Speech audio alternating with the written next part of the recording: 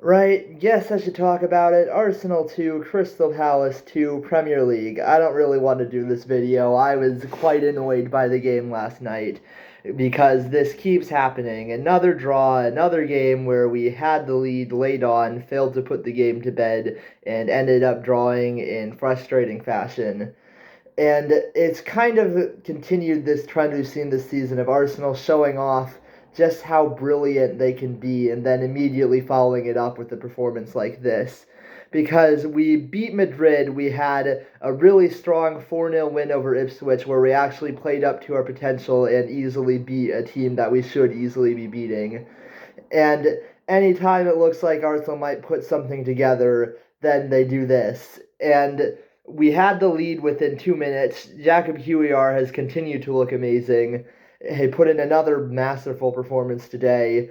I think his 30th minute was his really big moment where Nketiah probably should have put the ball into the goal, but Huiar reacted really well and got his leg in the way and ended up blocking the shot. And that was really nice to see. And it's great to see QER full of confidence and doing really well. I did see a comparison of QER 3 years ago and QER now. And one of the things that is noticeable is that he's gotten beefier, like he's gotten more physically strong, which is probably a decently important thing to be as a defender. So he's got more ability now to physically dominate, and he seems to be with a ton of confidence right now, which is good because we need him to step up. It was actually Saliba who once again made a pretty egregious error that led to Crystal Palace getting back into the game. Palace actually looked fairly threatening. They actually had a higher XG than us in the game.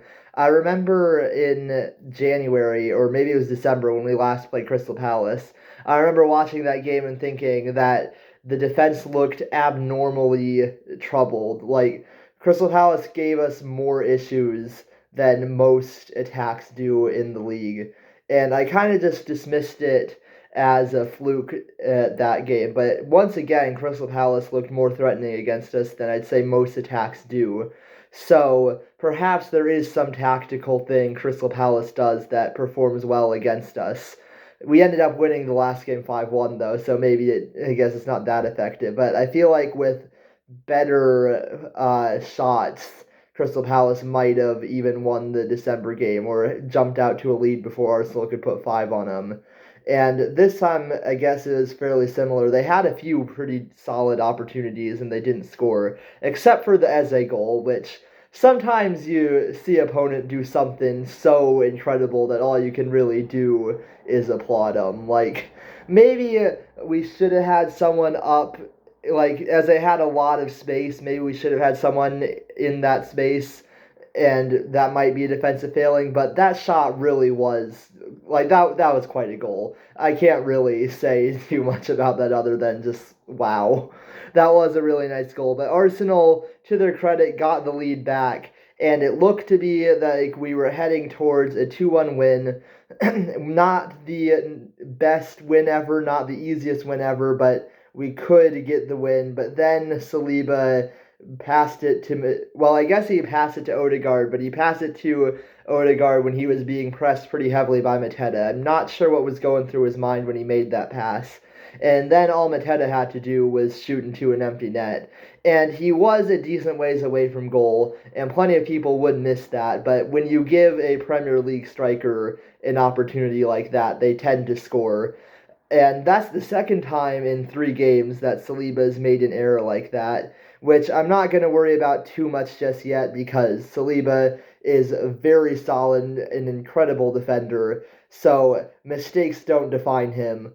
But right now, I mean, in the last few games, QER's looked better than Saliba almost, which is kind of funny. Which I don't think means QER is a better defender, just means he's had better games or hasn't made mistakes. Saliba also still beyond those 2 mistakes did pretty well in both the Madrid game and the Crystal Palace one. So again, not too worried about that just yet, but it is weird to see him make mistakes like that twice in such a quick time. So, frustrating 2-2 result. I don't think this really changes how I view the PSG game at all.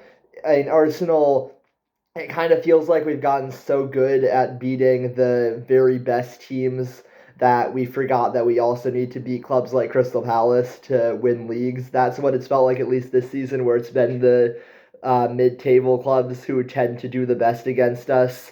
But we perform really well against the really good teams, so I'm not worried about PSG because of this game.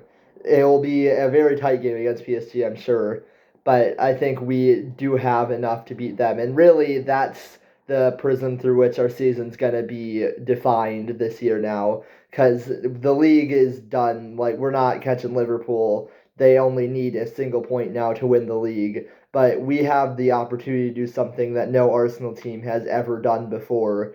And if we do that, then I couldn't care less about the league. So we'll see. It's a disappointing result, but bigger things await. So I guess it's not as frustrating as it could be.